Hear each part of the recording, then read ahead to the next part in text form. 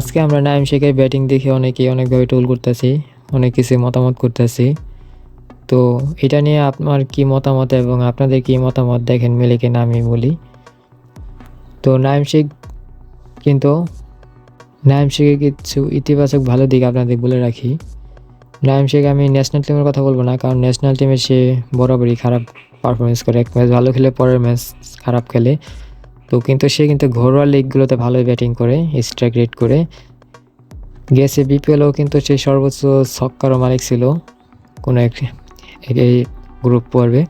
তারপরে রানও কিন্তু সর্বোচ্চ রানেরও ছিল, মাইল ফলক তারই ছিল।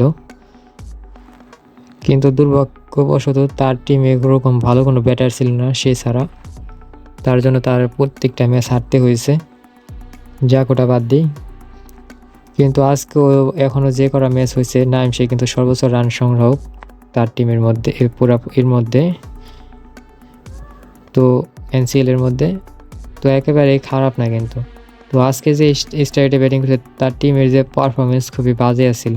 পাওয়ার প্লে 6-7 ওভারেই কিন্তু রান 50+ উঠে গেছে। তারপরে 9 ওভার পর্যন্ত রান উঠছে 3 উইকেটে 59, মানে এখান থেকে এনে মাত্র 9-10 রান তুলছে ওরা। তো বুঝতে পারছেন, 1 উইকেট চলে গেছে। তারপরে 50 থেকে 67 রান তুলতে যায় সেরা 3-4টা উইকেট পেটে গেছে, 6 উইকেট হয়ে গেছে গা। তো সে একজন এজ এ ক্যাপ্টেন হিসাবে তার একটা দায়িত্ব আছে টিমের। তো সে ওই স্ট্রাইক রেটটা ধরে রেখেই চাইছিল হয়তো 15টা ওভার পার করে দেবে হয়তো এরকম। আর টি-20তে কিন্তু লাস্টের 1-2 ওভারেই কিন্তু ম্যাচ ঘুরে যায়। আর আজকে যা দুই দলের ব্যাটিং দেখতেছে মনে হয় পিচটা স্লো হয়ে গেছে ওদের জন্য। তো ওভারঅল ধরতে গেলে একবারও খারাপ ব্যাটিং করেন নেই। এখন যদি নাইম শেখ আউট হয়ে যেত, সেও যদি আউট হয়ে যেত, আউট তো আর বলা যায় না, আউট তো হতেই পারে, তাই না? তো সে যদি আউট হয়ে যেত তাহলে কিন্তু রান 90 থেকে 80ও হইতো না, কারণ নাইম শেখ স্যার ওরকম ভালো কোনো ব্যাটার নাই আর কি, আজকে দাঁড়াতে পারে নাই। ওই সাদমান ইসলাম সেও নাই, সে কি আর ব্যাটিং করে টেস্টের খেলে। তো আজকে আর কেউ দাঁড়াতে পারে নাইম শেখ ছাড়া। তো ওভারঅল খারাপ ব্যাটিং করে নাই, টিম পারফরমেন্স হিসেবে ঠিকই আছে।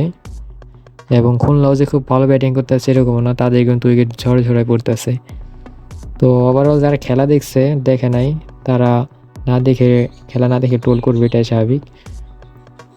কিন্তু দলের প্রয়োজনে এরকম একটা ইনিংস খারাপ না একেবারেও।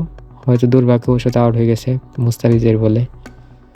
সে কিন্তু মুস্তাফিজরে 3-4 ওভারের সময়, মুস্তাফিজ যখন 4 ওভারের সময় হয়তো বল আসছে, 3টা ওভার টানা 3টা কিন্তু 4 খাওয়া হয়েছে। ওই সময় কিন্তু তার দলের একটা ভালো একটা ছিল, মোমেন্টে ছিল। তো পাওয়ার প্লেতে তারা কিন্তু ভালো একটা রান তুলে ফেলছিল। এখান থেকে উইকেট যাওয়ার পরই কিন্তু রানটা আস্তে আস্তে নিচে নেমে লো হয়ে গেছে। তো নাইম শেখ কিন্তু ঘরোয়া লিগে কিন্তু স্ট্রাইক রেট করে ভালোই খেলতে পারে। তো ওভারঅল যারা খেলা দেখছে তারা পজিটিভভাবে চিন্তা করবে এই ইনিংসটা।